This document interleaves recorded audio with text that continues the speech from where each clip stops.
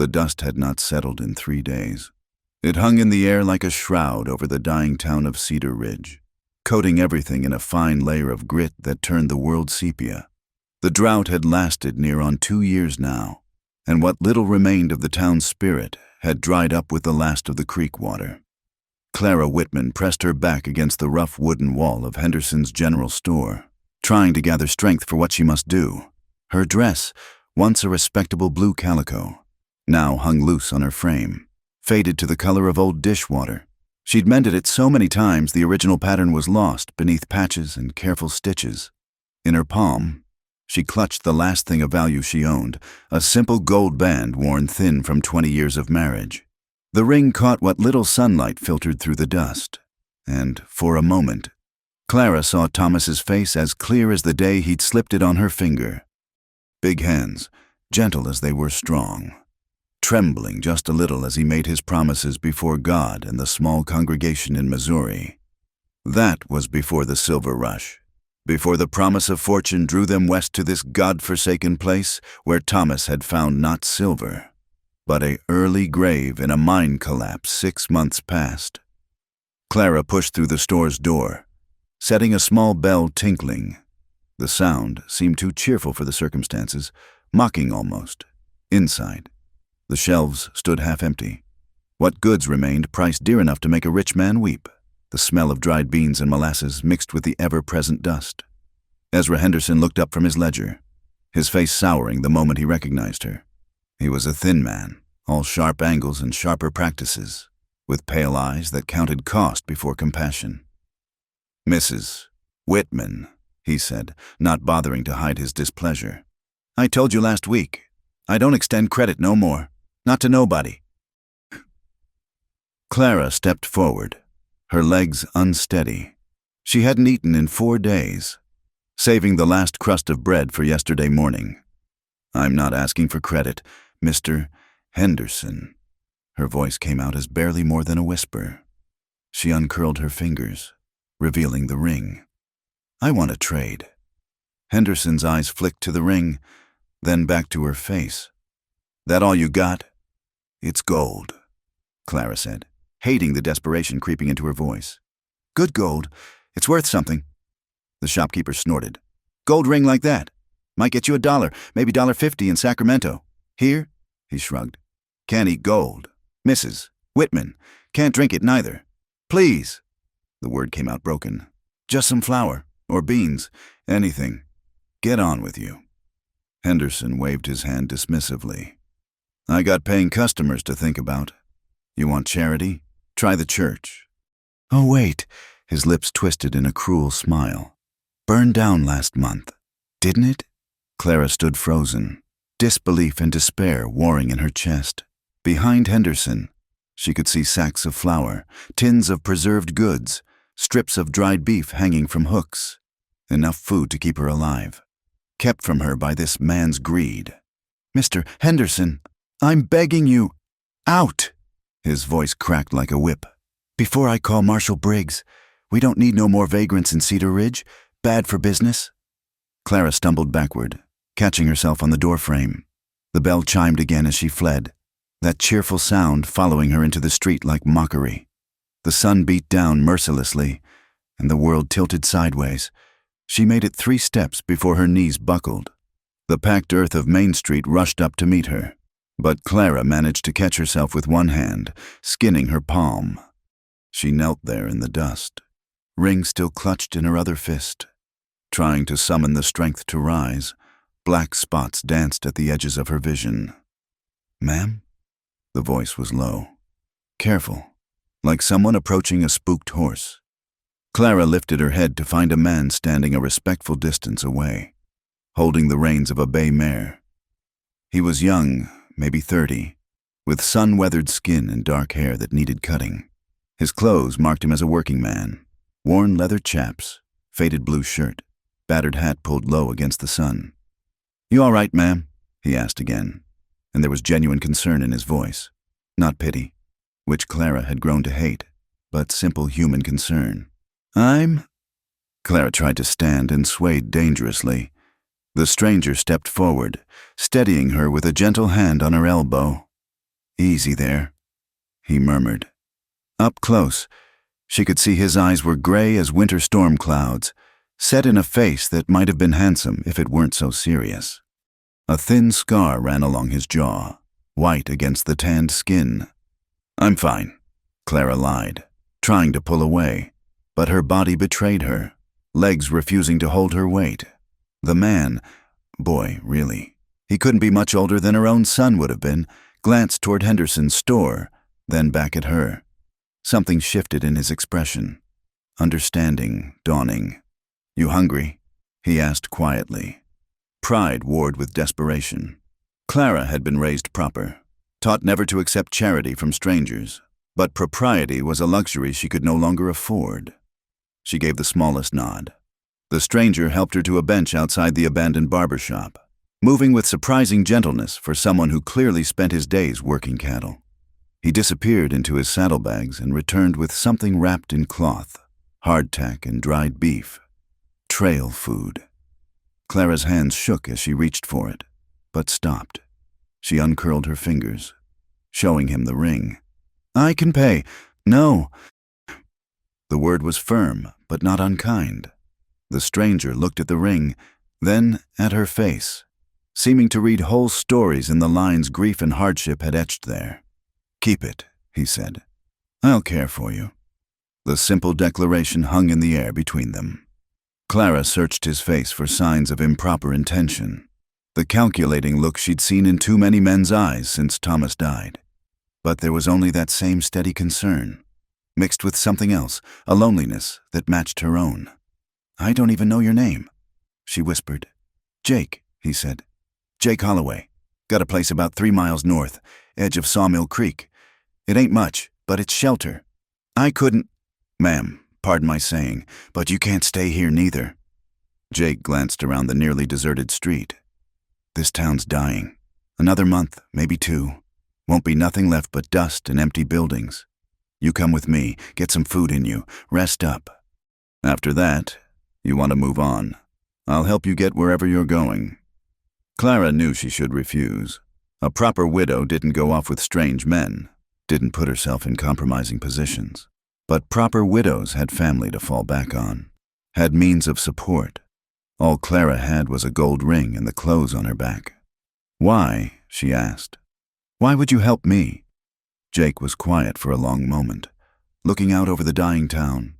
When he spoke, his voice carried the weight of old pain. "Because I know what it's like to have nowhere to go." He helped her to her feet, supporting her when she swayed. His mare stood patient as he lifted Clara into the saddle. She was light as a child, he noted with concern. He swung up behind her, careful to maintain proper distance even as he reached around her for the reins. "It's a bit of a ride," he warned. "You just hold on, ma'am. I got you." As they rode out of Cedar Ridge, past the boarded-up saloon and the empty schoolhouse, Clara clutched her wedding ring tight, behind them. The town faded into the dust haze like a bad dream. Ahead lay the unknown, a stranger's promise and a rough cabin on the edge of nowhere. But for the first time in 6 months, Clara Whitman felt something besides despair. It wasn't quite hope, not yet, but it was enough to keep her upright in the saddle, enough to make her believe she might survive another day. The afternoon sun beat down on them as they rode north, toward whatever shelter and salvation Jake Holloway could offer.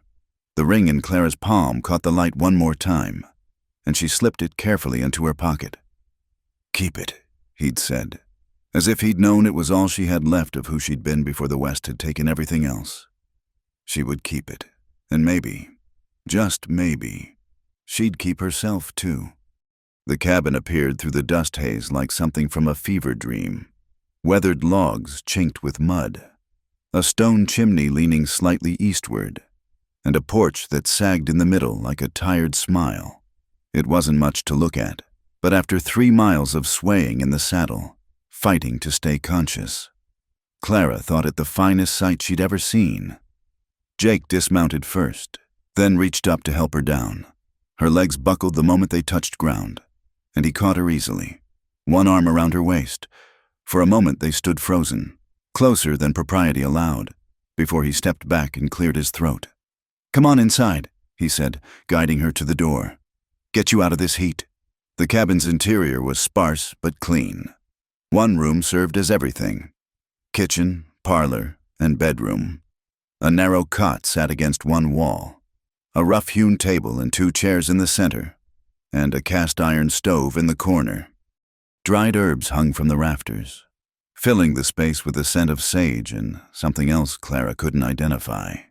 Everything spoke of a man living alone, making do with the minimum. Jake guided her to one of the chairs and immediately went to the stove. Clara watched through exhausted eyes as he built up the banked coals, his movements efficient and practiced. Soon, water was heating in a battered pot. "Got some salt pork and biscuits," he said without turning around. "Nothing fancy, but it'll fill the hollow spaces." Clara wanted to offer to help, but her body wouldn't cooperate. She sat slumped in the chair, fighting to keep her eyes open. As Jake moved about the small space, he set a plate before her. 2 biscuits, already going stale but still food, and several strips of pork that glistened with fat. Her stomach cramped painfully at the sight. "Go slow," Jake warned, pulling up the other chair. "Been hungry too long. You'll make yourself sick if you eat too fast." Clara forced herself to take small bites, though every instinct screamed at her to devour everything in sight. The salt pork was tough, heavily preserved, but it tasted like heaven.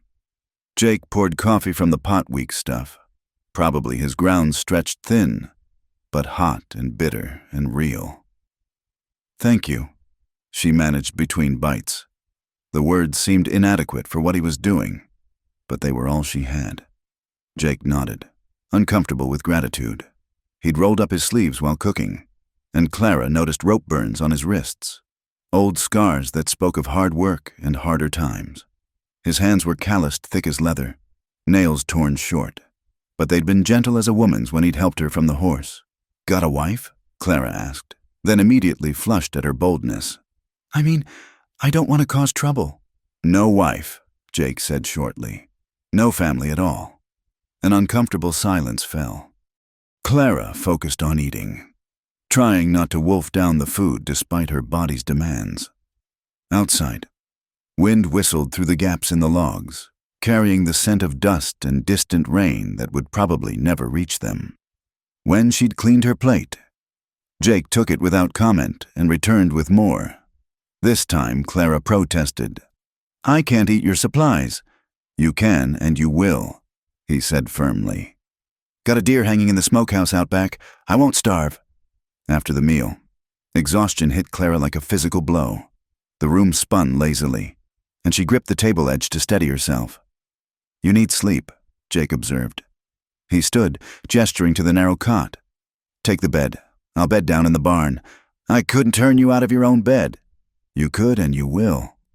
He echoed his earlier words with the ghost of a smile. "Won't be the first night I've slept in straw. Got a good blanket out there, better than what most folks have." Clara knew she should argue further, but she didn't have the strength. Jake helped her to the cot, even pulled off her worn boots with a matter-of-fact efficiency. The bed was hard, the single blanket rough wool, but it felt like clouds after months of sleeping in corners and under wagons. "There's a bolt on the door," Jake said quietly, understanding her unspoken fear.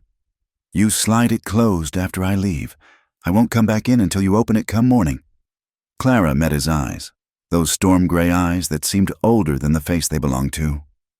"Why?" she asked again. "Why are you doing this?" Jake was quiet for so long she thought he wouldn't answer. When he finally spoke, his voice was barely above a whisper. "My ma died when I was 15. Fever took her. I watched her waste away. Too proud to beg, too poor to buy medicine. Watched good Christian folks turn their backs because we didn't have nothing to trade." He moved toward the door, paused with his hand on the latch. "I swore then if I ever had the chance to help someone in that situation, I would. Don't matter what folks think. Don't matter if it's proper. What matters is you don't die alone and hungry when I got food and shelter to share." He left before Clara could respond, closing the door soft behind him. She lay still for a moment, then forced herself up to slide the bolt home. Through the single window, she could see him walking toward the barn, shoulders broad against the dying light, back in the cot. Clara pulled the blanket up to her chin. It smelled of wood smoke and leather and something indefinably male. For the first time, the tears came. Not the desperate tears of grief she'd shed over Thomas's grave, or the bitter tears of frustration when the money ran out. These were something else. Tears of relief, of gratitude, of finding unexpected kindness in a hard world. She pressed her face into the rough pillow to muffle her sobs. In her pocket, the wedding ring pressed against her hip, a small circle of memory and loss. She thought of Thomas, of the dreams they'd carried west, of the children they'd never had the chance to have. All gone now, collapsed like the mine that took him. But she was alive, against all odds. Despite coming to the very edge of the abyss, she was alive. A strange man had looked at her and seen not a burden or an opportunity, but a fellow human being in need. He'd offered his home, his food, his protection, and asked nothing in return. Clara cried until she had no tears left, then lay spent in the gathering darkness. Through the thin walls, she could hear Jake's horse nickering softly, the creak of barn doors, normal sounds of evening on a small holding. Safe sounds. She must have dozed, because she woke to full darkness and the sound of rain on the roof. Real rain. Not the false promises that had teased them for months. It drummed steady and strong, and Clara could smell the wet earth through the gaps in the walls. Rising. She peered out the window. Lightning illuminated the yard in brief flashes, showing the barn door closed tight. Jake was out there in the storm because he'd given his bed to a stranger.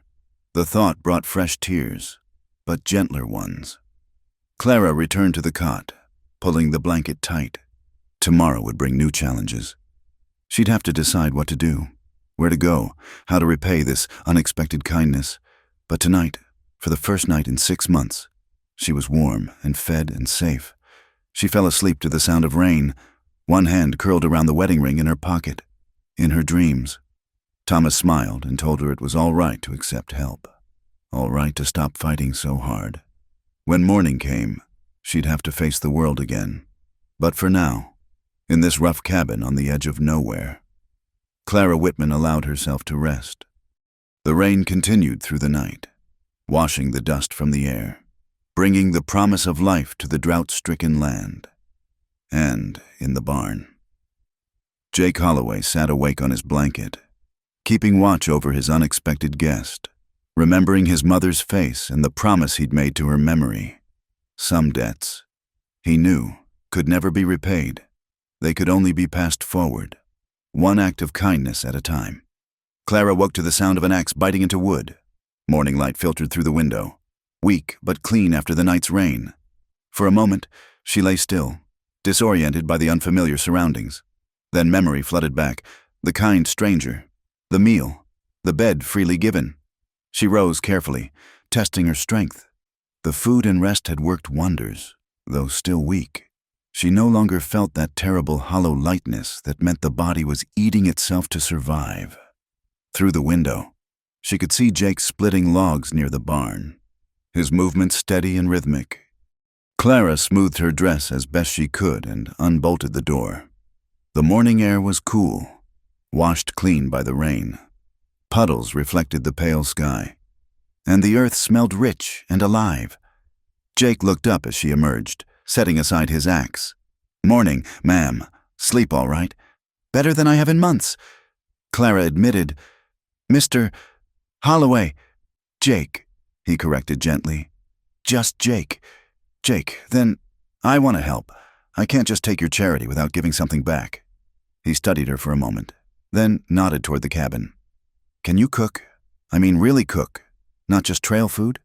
"I kept house for 20 years," Clara said with quiet pride. "I can cook." "Then that's help enough. Been living on my own fixings too long. Probably forgotten what a proper meal tastes like." They fell into a routine over the following days.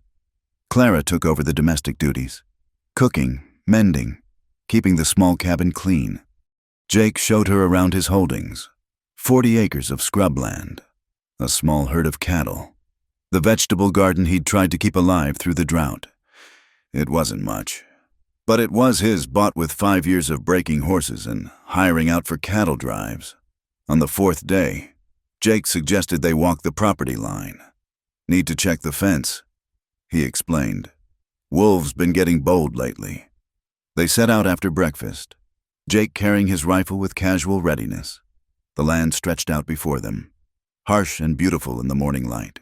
Scattered juniper and mesquite dotted the landscape, and in the distance, mountains rose like broken teeth against the sky. "It's not pretty land," Jake said, almost apologetically. "Not like back east." "It's honest land," Clara replied, surprising herself. "It doesn't pretend to be anything but what it is." Jake glanced at her, something shifting in his expression. "That's a good way of seeing it." They walked in companionable silence, following the fence line. Jake pointed out landmarks, the dry creek bed that sometimes flooded in spring, the outcropping where rattlesnakes liked to sun themselves, the single cottonwood that marked his northern boundary. "You know this land," Clara observed. "Should. Been here 3 years now." Jake paused to test a fence post, frowning when it wobbled. "Folks in town think I'm touched, living out here alone, but after—" He trailed off, jaw tightening. Clara waited, having learned that Jake would share in his own time or not at all. "Grew up in Missouri," he finally continued, pulling wire from his pack to repair the fence.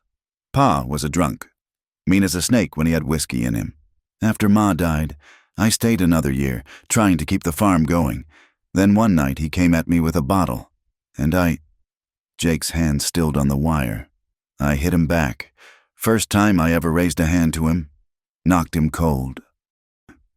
"You were defending yourself," Clara said softly. "Maybe, but I left that night and never went back. Heard later he'd drunk himself to death within 6 months. Jake resumed his work, movements sharp. "Town folks back there, they blamed me. Said I'd abandoned him, driven him to it. Maybe they were right." "No," Clara said firmly. "You were a boy who'd lost his mother and suffered enough. You survived. There's no shame in that." Jake looked at her then, really looked at her, and Clara felt something pass between them, an understanding born of shared pain. They continued their circuit, Jake teaching her the landmarks she'd need to know. When they reached a high point, he suddenly held up a hand for quiet. Below, near a cluster of rocks, Clara could see them, a pack of wolves, 5 or 6, trotting purposefully across the landscape. "They're beautiful," she breathed. "Beautiful and dangerous." Jake agreed, but he was smiling slightly. "Like most things out here." As if sensing observation, the lead wolf stopped and looked up at them. For a long moment, predator and human regarded each other across the distance. Then the wolf turned and led its pack onward, disappearing into a wash. "They'll be back," Jake said. "Always are when times get hard. Lost 2 calves last winter." On the way back, a dust devil sprang up suddenly, whirling across their path. Clara gasped as the miniature tornado bore down on them, but Jake simply pulled her against his side, turning his back to shield her from the worst of it. The dust devil passed in seconds, leaving them covered in grit but unharmed. "Sorry," Jake muttered, stepping away quickly. "Should have warned you about those." But Clara had felt the solid strength of him, the instinctive protection, and something long frozen began to thaw in her chest. "Thank you," she said simply. That evening, while Clara prepared supper venison stew with wild onions she'd found growing near the cabin, Jake sat at the table working on a piece of harness. The domesticity of it struck her suddenly, the two of them sharing space like this, comfortable in each other's presence. "My husband was a miner," she found herself saying. "Thomas, he was so certain he'd strike it rich. Give me the life he thought I deserved. Said the mountains were full of silver, just waiting." Jake looked up from his work but didn't speak, letting her tell it at her own pace. "The mine operators, they didn't care about safety, just production. When the tunnel collapsed..." Clara's hands trembled as she stirred the pot. They wouldn't even let me see him. Said it was too dangerous to dig that deep. Gave me $20 and told me to be grateful for that much. I'm sorry, Jake said quietly. He was a good man. Clara continued. Gentle, hard-working. Deserved better than dying in the dark for another man's fortune. She turned from the stove, meeting Jake's eyes. This ring, she touched her pocket where it lay. It's all I have left of 20 years, and I almost traded it for bread. But you didn't, Jake reminded her. You kept it. Because of you. The words hung between them, heavy with meaning. After supper, as Clara cleaned the dishes and Jake tended to evening chores, she found herself humming. It was an old hymn her mother had taught her, one she hadn't thought of in months. When Jake came back inside, he paused at the door, listening. Don't stop, he said when she fell silent. It's nice, hearing music again. So Clara sang softly as she worked, and Jake sat at the table cleaning his rifle. And for a little while, the cabin felt less like a shelter and more like a home. When full dark fell, Jake rose to head for the barn as had become their custom. Jake, Clara called as he reached the door. He turned back, eyebrows raised. Thank you for everything, for showing me the land today, for sharing your story, for treating me like a person worth saving. Something deep and warm flickered in his gray eyes. Everyone's worth saving. Clara, just sometimes takes finding the right person to see it. After he left, Clara sat by the window, watching stars emerge in the clear sky. 3 days ago, she'd been ready to die. Now she was learning to live again, learning the rhythms of this harsh land and the quiet man who'd made a place in it. The ring in her pocket pressed against her hip as she moved, a reminder of what was lost. But increasingly, Clara found herself thinking not of the past but of tomorrow. What needs doing, what meals to cook, what small improvements might make Jake's life easier. She realized with something like wonder, beginning to hope again. And that, perhaps, was the most unexpected gift of all. Word traveled fast in the territory, carried on the lips of drifters and supply wagons. Within 2 weeks, everyone in Cedar Ridge knew that the widow Whitman was living out at the Holloway place. What started as whispers soon grew to ugly speculation. Clara first learned of the talk when she accompanied Jake to town for supplies. They needed flour and coffee, and Jake insisted she come along. Can't have you hiding out here forever, he'd said with gentle firmness. Folks need to see you're doing fine. But the moment they rolled into Cedar Ridge, Clara felt the weight of staring eyes. Women pulled their children closer as they passed. Men lounging outside the saloon exchanged knowing looks and crude gestures. At Henderson's store, the proprietor's wife, Martha, looked Clara up and down with undisguised contempt. Well, she sniffed, I see you found yourself a situation after all. Mrs. Henderson, Clara replied evenly, though her cheeks burned. Don't Mrs. Henderson me, the woman snapped. We all know what kind of arrangement you've made, living in sin with that hermit, bringing shame to your poor husband's memory. Jake stepped forward, his face dark as thunder. Ma'am, you'll speak respectfully to Miss Clara or not at all. Miss Clara, is it? Martha's laugh was sharp as broken glass. That what she's calling herself now? We know what to call women who trade their virtue for room and board. Clara felt the words like physical blows, each one finding its mark. Her hands trembled as she set down the bolt of cloth she'd been examining. That's enough, Jake said, his voice dangerously quiet. We'll take our business elsewhere. They left without purchasing anything, Clara holding her head high, though she wanted nothing more than to flee. As they passed the saloon, a group of men stumbled out, reeking of whiskey and malice. Well, drawled a big man with tobacco-stained teeth. If it ain't Holloway and his woman. How much you charging for her company?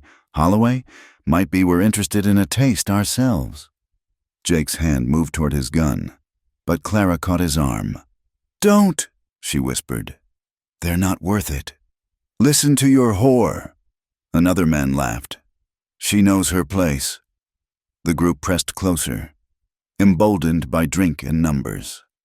Clara recognized one as Sam Briggs, the marshal's nephew, a wastrel who'd never worked an honest day in his life. "Step aside," Jake ordered, his hand still hovering near his weapon. "Or what?" Sam sneered. "You'll shoot us all? Don't think even a hermit could get away with that, though I bet you'd try, to protect your little—" Jake's fist connected with Sam's jaw before he could finish the slur. The younger man went down hard, blood spurting from his nose. His companion surged forward, and suddenly Jake was fighting 3 men at once. Clara watched in horror as they overwhelmed him through sheer numbers. A bottle caught Jake across the temple, opening a gash that immediately began bleeding. He stayed on his feet, giving as good as he got, but Clara could see he was outnumbered. "Stop!" she screamed, rushing forward. "Stop it!" Someone shoved her aside. She couldn't see who, and she fell hard against a hitching post. Pain bloomed in her ribs, stealing her breath. Through tears, she saw Jake go down under a rain of fists and boots. "That's enough," Marshal Briggs's voice cut through the chaos. The older man pushed through the crowd, badge glinting in the sun. "Break it up, all of you." The attackers backed away, breathing hard. Jake struggled to his feet, one eye already swelling shut, blood running down his face. He immediately looked for Clara, limping to her side. "You all right?" he asked, helping her stand. Clara nodded, though her ribs screamed with every breath. She was more worried about him. His shirt was torn, knuckles split, that gash on his temple still bleeding freely. "He attacked us, Uncle Bill," Sam whined, holding his broken nose. "Just went crazy, like the hermit he is." Marshal Briggs looked between his nephew and Jake, his weathered face unreadable. "That true, Holloway?" They insulted Miss Clara. Jake said steadily, "Said things no man should let stand." "So you threw the first punch?" Jake's jaw tightened. "I did." "Then I'm afraid you're under arrest." The marshal sounded almost regretful. "Can't have men brawling in the streets, no matter the provocation." "This isn't right," Clara protested. "They were the ones—" "Ma'am, I'd suggest you head on home." Briggs cut her off. "This is men's business now." Jake shook his head when Clara started to argue further. "Go on back to the ranch," he said quietly. "Take the wagon. I'll be fine. But, please, Clara." His use of her first name, there in front of everyone, sent fresh whispers through the gathering crowd. "Look after things for me." With no choice, Clara climbed into the wagon, every movement sending fire through her injured ribs. The crowd parted reluctantly, faces full of judgment and false righteousness. She kept her eyes straight ahead, but she could feel their stares, hear their whispers. Shameless, living in sin. Poor Thomas must be rolling in his grave. The 3-mile journey back to Jake's cabin felt like 30. Clara's ribs throbbed with every bump, and tears she refused to shed burned her eyes. Not for herself, she'd endured worse, but for Jake, who'd defended her honor and was now paying the price. Back at the cabin, she tended her ribs as best she could, wrapping them tight with torn petticoats. Then she set about the evening chores, needing the routine to keep from falling apart. The animals needed feeding, water hauling, a dozen small tasks that Jake handled daily without complaint. Night fell with no word from town. Clara sat by the window, Jake's rifle across her lap, jumping at every sound. When wolves howled in the distance, she gripped the weapon tighter, though she'd only fired a gun twice in her life. Near midnight, she heard horses approaching. Clara stood, rifle ready, heart pounding, but it was Jake's voice that called out, "It's me, Clara, don't shoot." She flew to the door. Yanking it open, Jake stood supported between 2 men she didn't recognize, older cowboys by their look, faces weathered but kind. "Found him walking about a mile out," one said. "Marshal turned him loose at sundown, but kept his horse. Figured he might need help getting home." They helped Jake inside, and Clara saw the full extent of his injuries in the lamplight. Both eyes blackened, lip split, dried blood caking his face and hands. Someone had bandaged the head wound, but blood had already soaked through. "Thank you," she told the cowboys, who tipped their hats and left with muttered words about shameful doings and ought to be a law. Clara helped Jake to the bed, his bed. She noted with bitter irony. He sank down with a groan, and she immediately set about cleaning his wounds. He bore it stoically, only wincing when she dabbed at the deepest cuts. "I'm so sorry," she whispered, tears finally spilling over. "This is my fault. I brought this trouble to you." Jake caught her hand, stilling her ministrations. "Look at me," he said, and she met his battered gaze. "This isn't your fault. Those men, that town, they're small and mean and looking for someone to hurt. Would have found another reason to come at me eventually. But no." His grip tightened slightly. "I knew what I was doing when I brought you here. Knew what people would say. Don't care." He paused, seeming to gather himself. "You're the first good thing to happen to me in 3 years. Clara, I'd take a dozen beatings before I'd change that." Clara's tears fell harder. She wanted to pull away, to run before she brought more harm to this good man. But his eyes held her, gray and steady despite the bruising. "Let me see your ribs," he said, and she realized he'd noticed her careful movements. "I'm fine." "Clara." Reluctantly, she showed him the bruising already spreading across her side. Jake's face darkened, a muscle jumping in his jaw. "Should have killed them," he muttered. "And hang for it? No." Clara rewrapped her ribs, then returned to tending his wounds. "We're both alive. That's what matters." They sat in silence as she worked, the lamp casting dancing shadows on the walls. When she finished, Jake caught her hand again. "You could leave," he said quietly. "Take what supplies you need. Head somewhere they don't know you. Start fresh." Clara looked at their joined hands, his split and swollen, hers work-roughened but steady. "Is that what you want?" "I want you safe." Jake replied, "Want you somewhere people don't look at you like they did today." "And if I don't want to go?" Jake's breath caught. "Then you stay, long as you want, and to hell with what anyone thinks." Clara squeezed his hand gently. "Then I stay." In her pocket, the wedding ring seemed to pulse with warmth. Thomas would understand, she thought. He'd want her safe, cared for. He'd want her to choose life, even if that life looked nothing like either of them had imagined. "You should rest," she told Jake. "I'll keep watch tonight. Clara, no arguments. You took a beating for my honor. Least I can do is guard your sleep." Jake smiled despite his split lip. "Stubborn woman." "Stubborn man," she countered, and was rewarded with what might have been a chuckle. As Jake settled into exhausted sleep, Clara resumed her vigil by the window. The night stretched dark and full of dangers, wolves and harder-hearted men alike. But inside the cabin, lamplight held the darkness at bay. She'd made her choice. Come what may, she would not abandon the man who'd refused to abandon her.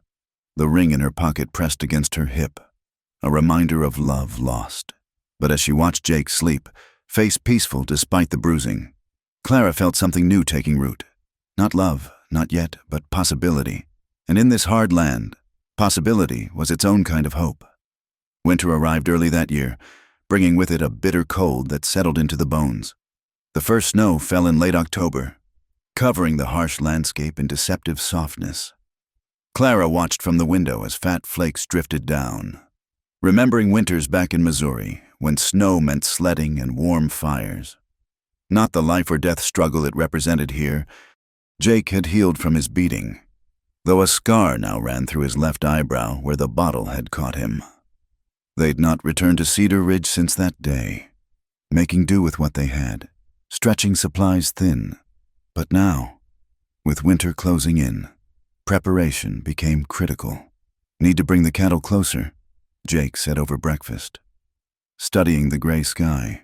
"Storm coming feels bigger than this." They worked side by side through the morning, driving Jake's small herd to the sheltered valley near the cabin. The cattle moved reluctantly, sensing the weather change, their breath steaming in the frigid air. Clara had learned to ride using Jake's gentle mare, and while she was no cowhand, she could help guide the stragglers. By afternoon, the wind had picked up, driving ice crystals horizontal across the land. They barely got the last cow secured before the real storm hit. "Inside, now!" Jake shouted over the rising howl. They stumbled through the door just as the world went white.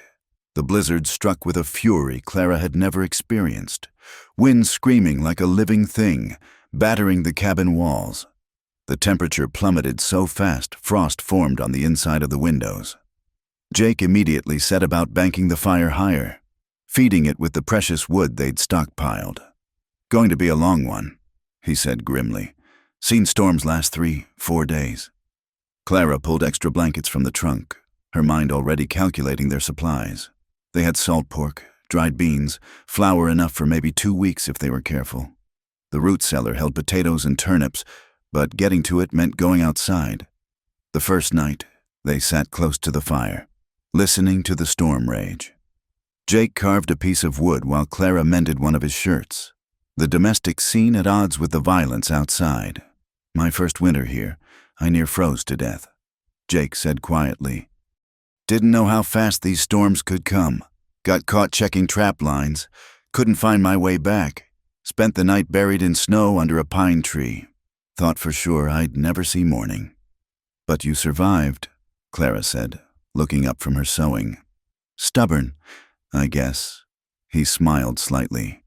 "Or maybe just too ornery to die." The second day, the storm worsened. Snow piled against the door until Jake had to force it open to clear a path to the barn. He returned, half frozen, ice crystals in his beard, shaking with cold. Clara helped him out of his frozen coat, alarmed at how blue his lips were. "You can't go out again," she said firmly. "The animals will have to wait. They need feed. They need you alive more." She pushed him toward the fire, piling blankets around his shoulders. "I mean it. Jake, promise me." He looked at her for a long moment, then nodded. "I promise." That night, with the wind howling like demons around the cabin, they heard something else, the long, mournful howl of wolves. First one, then another, until it seemed the pack surrounded them. "They're hungry," Jake explained, checking his rifle. "Storm's got the deer hunkered down. They'll be looking for easier prey." Clara shivered, and not from cold. "The cattle?" "Maybe, or anything else they can find." Neither mentioned what anything else might mean, but Clara noticed Jake kept the rifle close at hand. The third day brought a brief lull. Snow still fell, but the wind died to merely brutal instead of deadly. Jake ventured out to feed the stock, Clara watching anxiously from the window. She could barely see him through the snow, a dark shape moving between cabin and barn. He was halfway back when she saw them, gray shadows materializing from the white, circling with predatory intent. Wolves, 5 or 6, closing in. "Jake!" She screamed, though he couldn't hear through the walls, but he'd already seen them. Clara watched him raise the rifle, saw the flash and puff of smoke. One wolf went down, but the others scattered only briefly before regrouping. They were desperate, made bold by hunger. Jake backed toward the cabin, rifle ready. Another shot, another wolf down. But now the ammunition was running low and the pack knew it. They pressed closer, yellow eyes gleaming in the snow. Clara didn't remember making the decision. One moment she was watching in terror. The next she had Jake's shotgun in her hands and was forcing the door open. The cold hit like a physical blow, stealing her breath. Snow blinded her, but she could see the dark shapes, see Jake turning in surprise as she emerged. "Get back inside," he roared. But Clara raised the shotgun, remembering Thomas teaching her years ago, "Breathe, squeeze, don't jerk. Let the gun do the work." The blast knocked her backward, but her aim was true. The lead wolf, about to leap at Jake, crumpled into the snow. The remaining wolves hesitated, caught between hunger and survival instinct. Jake used the moment to grab Clara and haul her bodily back to the cabin, slamming the door behind them. They stood gasping, snow melting on their clothes, adrenaline singing through their veins. Then Jake pulled her against him, holding her so tight she could barely breathe. "Don't ever," he said hoarsely, Ever do that again, you were in trouble. Better me than you. He pulled back to look at her, eyes wild. God, Clara, if something happened to you— He stopped, seeming to realize what he was saying, what he was revealing. They stood frozen, bodies pressed close, and Clara saw in his eyes what she'd been feeling for weeks now, something deeper than gratitude, stronger than friendship. Jake, she whispered. He released her abruptly, stepping back. You're soaked. Need to get warm. But she caught his hand. No, don't run from this. Clara, I couldn't watch you die, she said simply. Do you understand? I couldn't lose. Her voice broke. Couldn't lose someone else. Don't. His voice was rough. You're grateful, that's all. When spring comes, when you can leave. I won't want to. The words hung between them, heavy with promise. Jake searched her face, and what he found there made him close his eyes as if in pain. I've got nothing to offer, he said. Just this cabin, hard land, a life of struggle. You deserve better. Clara laughed, surprising them both. Better? Jake Holloway. I was starving in the street when you found me, ready to trade my wedding ring for bread. You gave me life when mine was over. You gave me hope when I had none. You gave me— She paused, then said it. You gave me your heart, even if you won't admit it. Jake's control broke. He pulled her back into his arms. And this time when he held her, it was different. This was not protection, but possession. Not comfort, but claiming. Clara melted against him, feeling safe and cherished and alive in a way she hadn't since Thomas died. They stayed that way for long moments, while outside the storm resumed its fury. Finally, Jake pulled back, cupping her face in his rough hands. I won't speak of it, he said quietly. Not while you're under my protection. It wouldn't be right, wouldn't be proper. But Clara, his thumb stroked her cheeks. When spring comes, when you're free to go anywhere, if you choose to stay, I'll stay, she interrupted. I swear it. He kissed her forehead, gentle as a prayer, then stepped away. Get into dry clothes, he said, voice carefully controlled. I'll make something hot to drink. The rest of the storm passed in a strange, new awareness. They moved around each other carefully, each touch electric, each glance weighted with promise. At night, Clara lay in her bed. Jake had never returned to sleeping inside, and thought about the man in the barn, honorable to a fault, holding himself back out of respect for her mourning, her reputation, her choices. She fingered the ring in her pocket, thinking of Thomas. He'd been a good man, would want her happy, would understand that hearts could hold more than one love, that life demanded the living move forward. When the storm finally broke, they emerged to a world transformed. Snow lay 3 feet deep, sculpted into fantastic shapes by wind. The surviving wolves were gone, driven to easier hunting grounds. Jake's cattle huddled in the shelter, hungry but alive. They worked together to dig out, to feed the animals, to restore order. But everything was different now. Every shared task held new meaning. When their hands touched passing tools, when they stood close, sharing warmth, the promise of spring hummed between them. That night, as Clara prepared their simple meal, she began to hum again. Not a morning song this time, but something lighter, full of hope. Jake smiled, watching her, and she knew they would make it through this winter. Come spring, she would still be here. Come spring, they would speak of things now left unspoken. Come spring, new life would grow from ground that had known too much sorrow. But for now, it was enough to be warm and safe and together, while winter raged outside and love grew quietly as the snow. The rider came at dawn, horse lathered with sweat despite the cool spring morning. Clara saw him first from the garden where she'd been planting early vegetables, the rifle always within reach as Jake had taught her. She recognized him as Will Morrison, who owned the ranch 10 miles south. Jake, she called, and he emerged from the barn, immediately alert. Morrison. Jake nodded, walking forward. Trouble? Big trouble, Will gasped. sliding from his exhausted mount. Bank in Cedar Ridge got robbed yesterday. 3 men killed the teller and old Sam Henderson when he tried to stop them. Marshal Briggs took a posse after them, but he paused, catching his breath. The tracks lead this direction. Clara felt her blood chill. Jake's hand found hers, squeezed once, then released. "They get much?" Jake asked. "Everything. Cleaned out the safe. But that ain't the worst of it." Will's weathered face was grim. "Tom Briggs is telling everyone you were seen in town day before. Says you were casing the bank." "What?" Clara gasped. "Jake hasn't been to town in months." Will nodded apologetically. "I know that, ma'am. Anyone with sense knows it. But young Tom's stirring folks up, saying Jake needed money to support his household." The man flushed, clearly uncomfortable. "People are scared, angry about Henderson dying. They want someone to blame." "How long before they get here?" Jake asked quietly. "Hour, maybe 2. I rode hard to warn you." Will hesitated. "Jake, I know you didn't do this, but that mob won't listen to reason. You should run." "No." Jake's voice was flat. "I run now. It's as good as confession.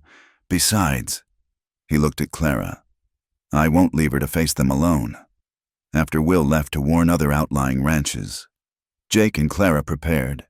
They brought the animals in close, shuttered the windows, checked weapons, all the while. Clara's mind raced. "There has to be something we can do," she insisted. "Evidence, proof." "The only proof that mob wants is a hanging," Jake said grimly. "But we'll face them, together." They didn't have long to wait. By mid-morning, a dust cloud appeared on the horizon, resolving into 20 or more riders. Clara recognized Marshal Briggs at the head, his nephew Tom beside him, both faces set in hard lines. Jake stepped onto the porch, rifle held loose but ready. Clara stood beside him, her own weapon in hand. "Holloway," Marshal Briggs called, reining up just out of easy gun range. "Need you to come with us. Answer some questions about the bank. Ask them here." Jake replied evenly. "I've got nothing to hide." "Where were you yesterday morning?" Tom Briggs demanded. Young face flushed with importance. "Right here, where I've been every day for months." "Liar," Tom spat. "Mrs. Morrison saw you in town, checking out the bank." "Mrs. Morrison's half blind," Clara interjected. "She couldn't identify her own husband at 10 paces. No one asked you, whore." Tom snarled. Jake's rifle swung up, aimed dead at Tom's chest. "Call her that again," he said softly. "And marshal or no marshal, I'll put you down." "See?" Tom appealed to the crowd. "Violence is all he knows. He killed those men, took that money." "Then where is it?" Clara demanded. "Search the place if you want. You won't find any stolen money because Jake didn't take it."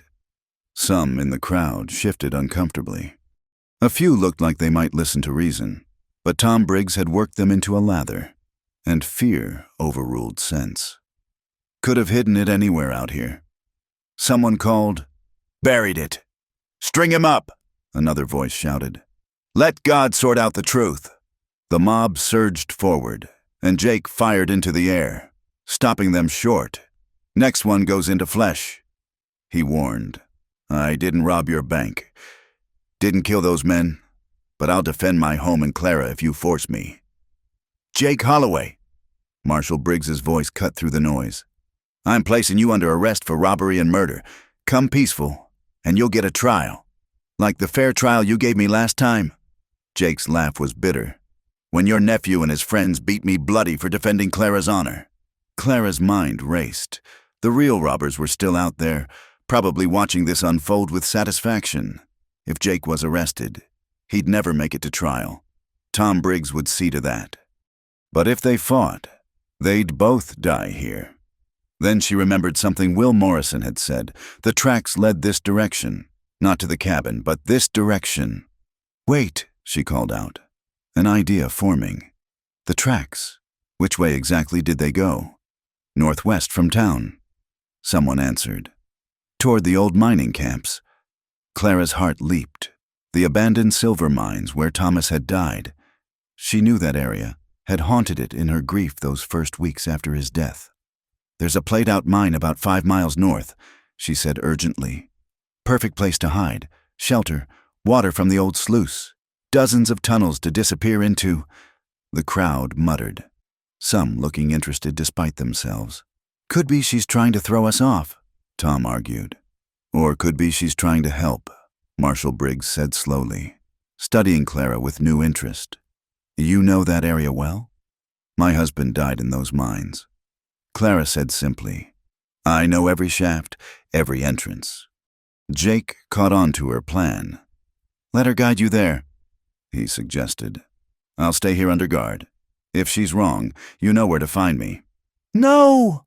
Clara turned to him. "I'm not leaving you." "Yes, you are." Jake's eyes were gentle but firm. "This is the best chance we have. Find those men. Clara, clear my name." Marshal Briggs considered, then nodded. "All right, Mrs.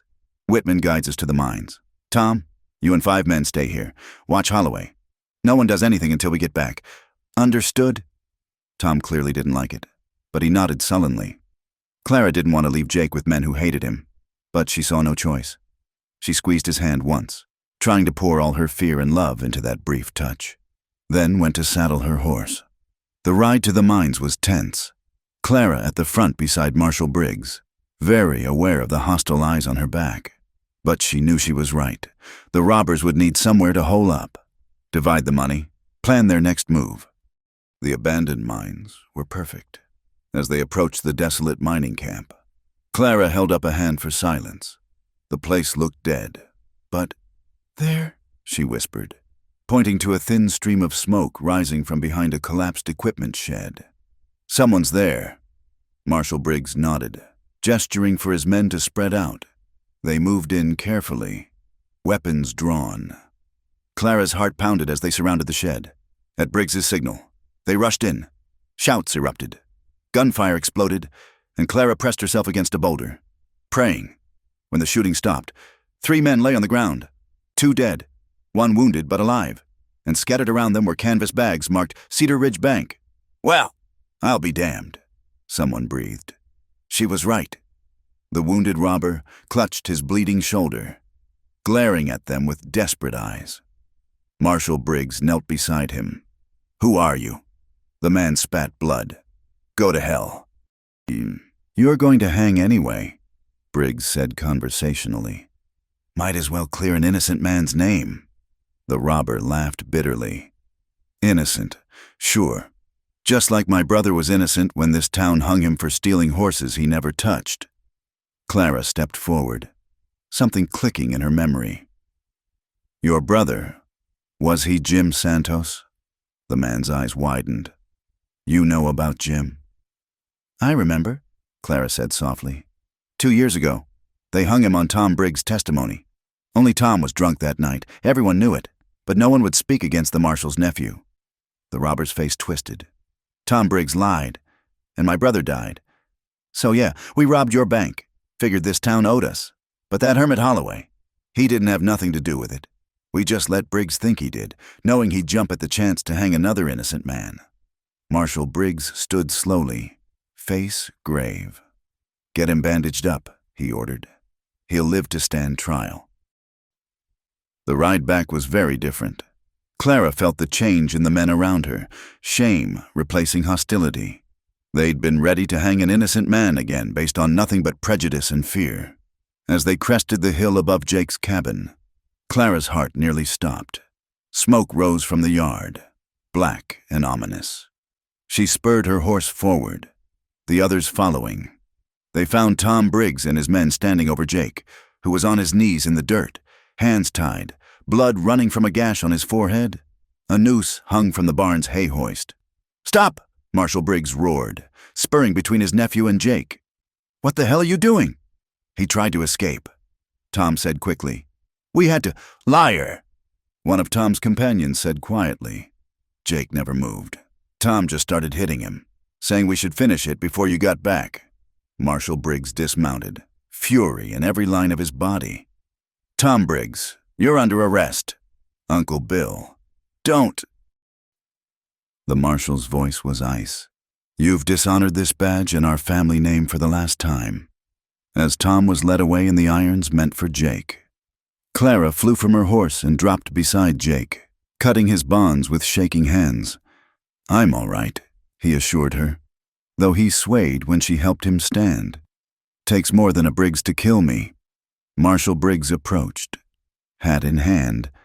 Holloway, I owe you an apology. This town owes you more than that. We've treated you poorly. Let fear and gossip override good sense. If you'll accept it, I'd like to make amends. Jake studied him for a long moment, then nodded slowly. Past is past. Marshal, just see it doesn't happen again. As the posse departed, taking their prisoners and their shame with them, Clara helped Jake into the cabin. She cleaned his wounds. Again, her hands gentle but her heart still racing from how close she'd come to losing him. You saved my life, Jake said quietly. Risked everything to find those men. You saved mine first, Clara reminded him. Seems we're in the habit of saving each other. Jake caught her hand, holding it against his cheek. Clara, I know, she said softly. Me too. They stayed that way as the sun set, safe again in their small cabin. Their bond forged stronger by yet another trial. Justice had prevailed. Truth had won out. But Clara knew the real victory was simpler. They were together. They were alive, and nothing would separate them again. The weeks following the robbery brought unexpected changes to their quiet life. Word of Clara's bravery and Jake's innocence spread throughout the territory, carried by drovers and merchants who stopped to water their horses and share the news. The same tongues that had condemned them now spoke with grudging respect. Marshal Briggs himself rode out one afternoon, hat in hand once more. Clara watched from the garden as he and Jake talked by the corral, their voices carrying on the wind, though she couldn't make out the words. When the marshal left, Jake stood staring after him, a bemused expression on his face. What did he want? Clara asked, wiping soil from her hands. Offered me a deputy's badge. Jake said, shaking his head in wonder. Said the town needs men of character, especially now with Tom headed for prison. What did you say? Told him I'd think on it. Jake's gray eyes found hers. But my place is here. Clara, this land, this life we've built. That evening, as they sat before the fire, Clara felt the moment had come. The unspoken feelings between them had grown too large to contain, pressing against her ribs like captured birds seeking freedom. Jake, she began, then faltered. How did one speak of love after such loss, such hardship? He looked up from the harness he was mending, reading something in her face. Setting aside his work, he moved to sit beside her on the small bench, close but not touching. I've been thinking about Thomas, Clara said softly, about what he'd want for me. Jake tensed but remained silent, letting her find the words. He was a dreamer, she continued, fingering the ring still in her pocket. Always looking for the next chance, the next hope. He'd hate knowing I nearly died chasing his ghost. She turned to face Jake fully.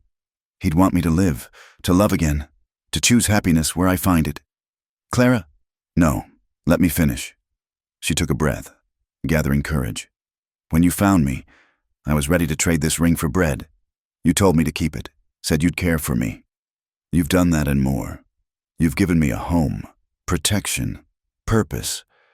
But Jake, her voice dropped to a whisper, you've given me your heart too, whether you meant to or not, and I've given you mine. Jake's control, held so tightly for so long, finally cracked.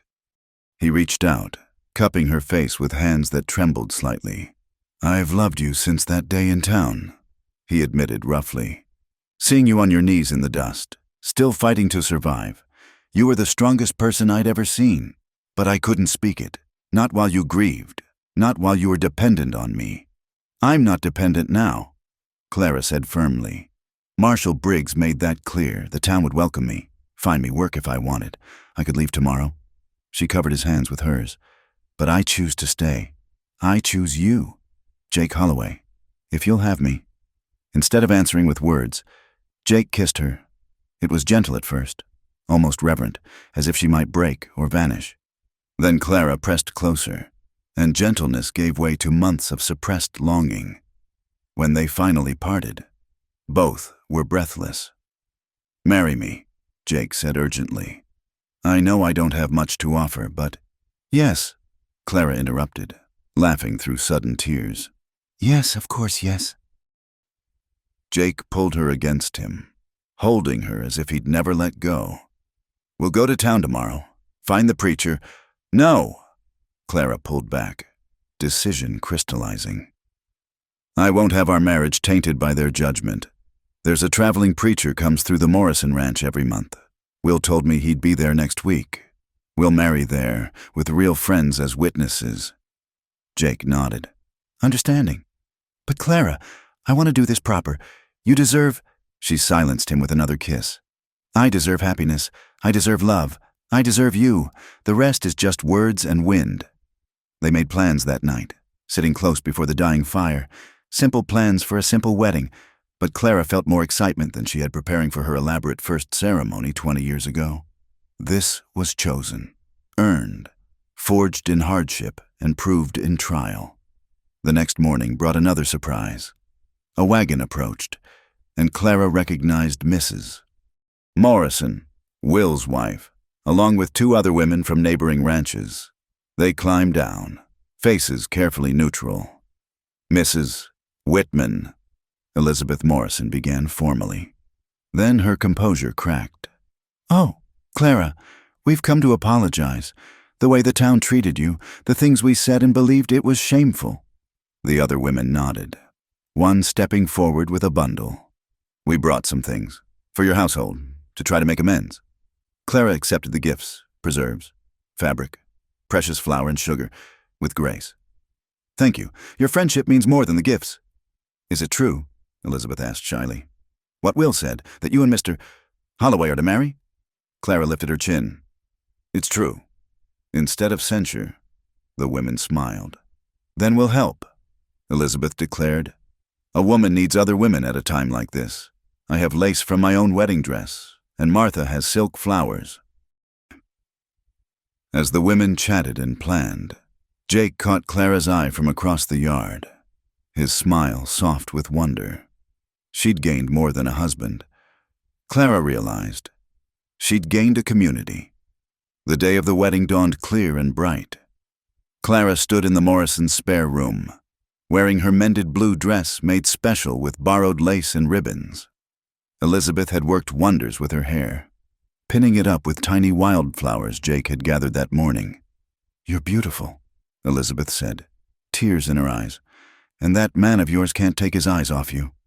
Through the window, Clara could see Jake waiting by the makeshift altar in the Morrisons' yard. He'd trimmed his hair, shaved carefully, and somehow procured a clean white shirt. But it was the expression on his face that made her heart race. Joy mixed with disbelief, as if he couldn't quite accept this was real.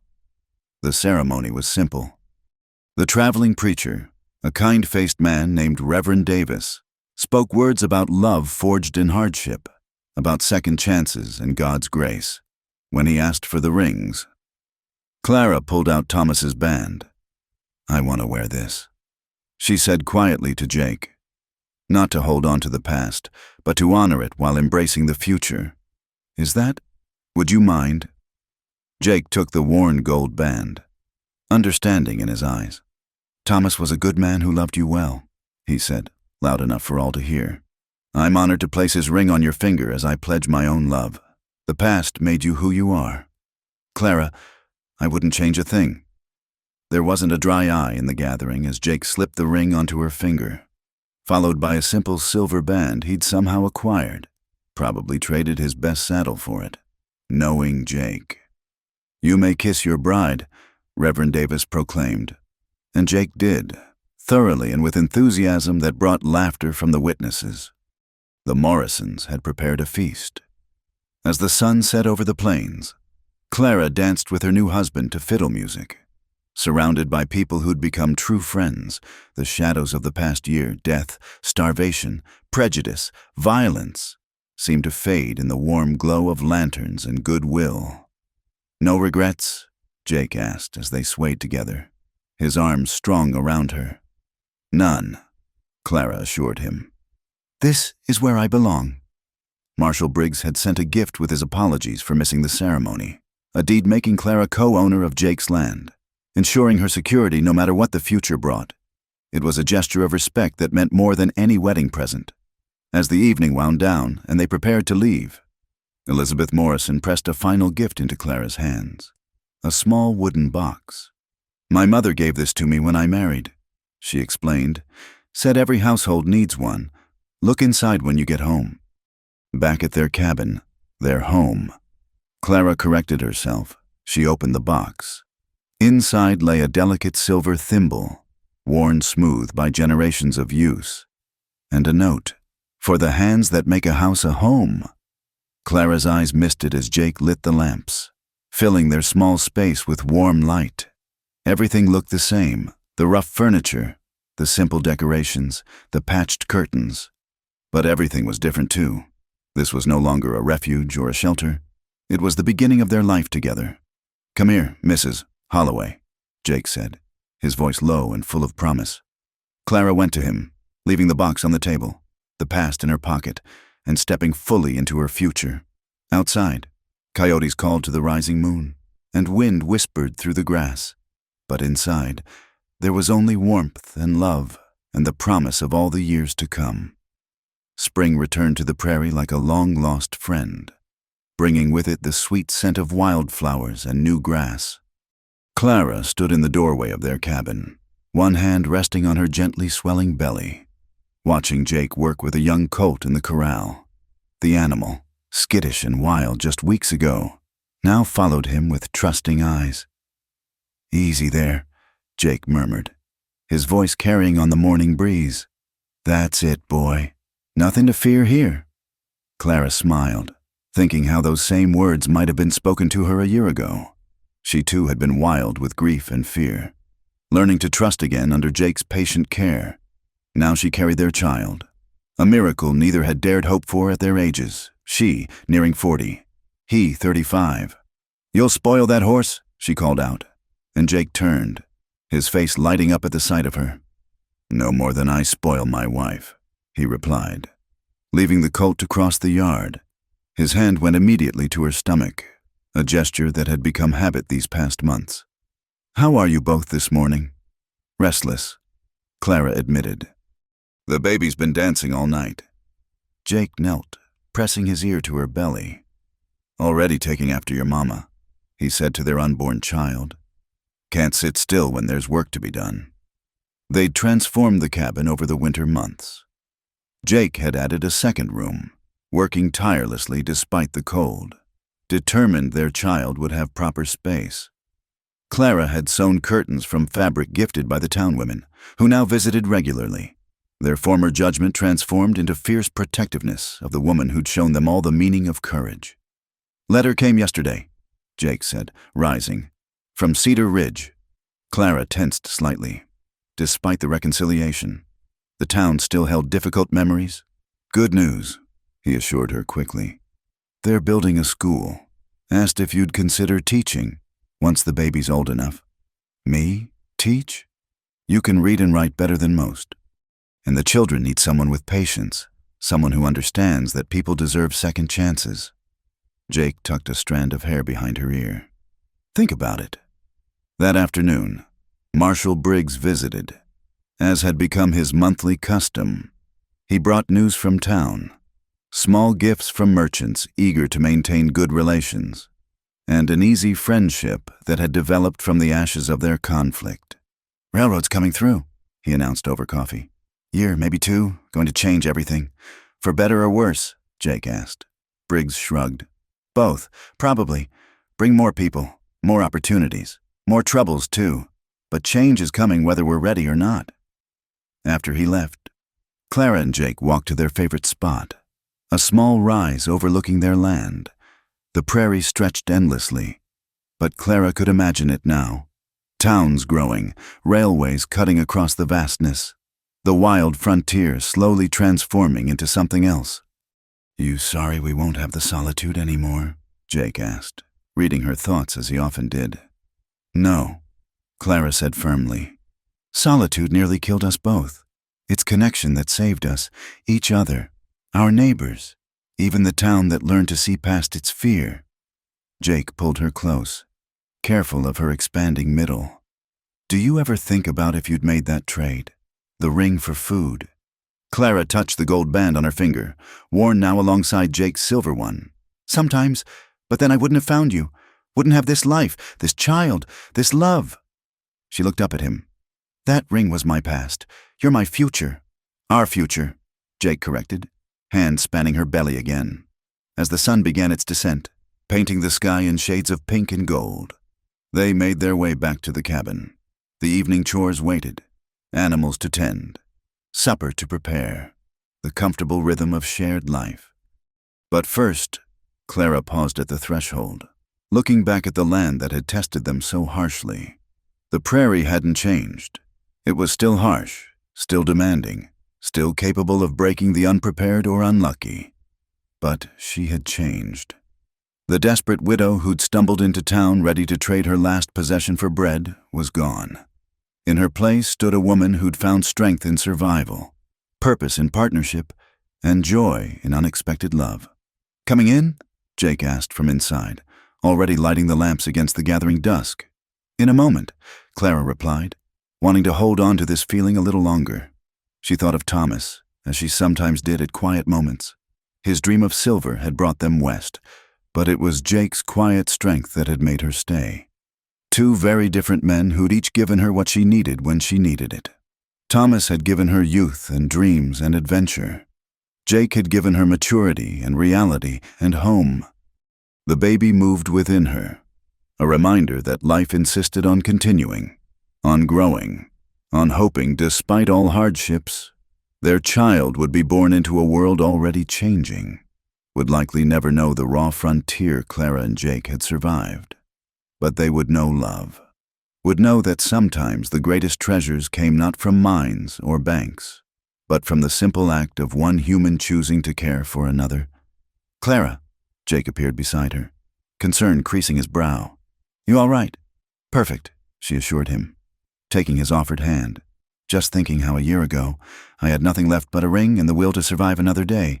Now, he prompted gently. "Now I have everything." She squeezed his hand. "A home, a husband, a child coming, friends who've become family. All because you looked at a desperate woman and said, 'Keep it. I'll care for you.'" Jake's eyes softened. "Best words I ever spoke. The best words I ever heard," Clara countered. They entered their home together, closing the door on the vast prairie night. Inside was warmth and light and the promise of supper shared. Evening spent in quiet companionship, and a future bright with possibility. The wedding ring caught the lamplight as Clara moved about the kitchen, but it was no longer a symbol of loss. It had become what Jake understood it could be, a bridge between past and present, a reminder that love could be lost and found again, that hearts could hold multitudes. Outside, coyotes called to the rising moon and winds sang through the grass, the eternal music of the frontier. But inside the little cabin on the edge of nowhere, two souls who'd found each other against all odds created their own music. The clink of dishes, the murmur of conversation, the quiet laughter of shared joy. The West had taken much from both of them, family, security, innocence. But it had given something back too, resilience, purpose, and a love strong enough to weather any storm. As Clara served their simple meal and Jake spoke of plans for the ranch, for the baby, for their future, she knew with bone-deep certainty that she was exactly where she belonged. The ring remained in her pocket, carried always but no longer clutched in desperation. It had become what memories should be, treasured but not controlling, honored but not limiting. She had kept it, as Jake had told her to do that first day, but more importantly, she had kept herself, had found herself, had built a new life from the ashes of the old, and in the little cabin at the edge of the vast prairie, under stars that witnessed all human struggles and triumphs with equal indifference. Clara and Jake Holloway faced their future together, no longer alone, no longer afraid, no longer defined by loss but by the love they'd chosen and the life they'd built. The frontier would continue to challenge them. There would be droughts and storms, wolves and hard winters, the pains of childbirth and the uncertainties of change, but they would face it all together. Two hearts that had learned the hardest lesson the West had to teach, that sometimes the greatest courage was not in fighting alone but in choosing to trust, to love, to care for another against all odds. In the end, that was the true treasure Clara had found in the wilderness. Not gold or silver or even survival, but the transformative power of human connection. And as she cleared the table and Jake banked the fire, as they prepared for bed in the home they'd made together, she knew that no fortune could ever be worth more than what they'd built from dust and determination and a simple promise. Keep it. I'll care for you. Thank you for listening to this story. If you enjoyed this Wild West love tale, please let me know where you're listening from. I'd love to connect with you. Don't forget to subscribe to the From Wild West channel and share your thoughts about Clara and Jake's journey in the comments below.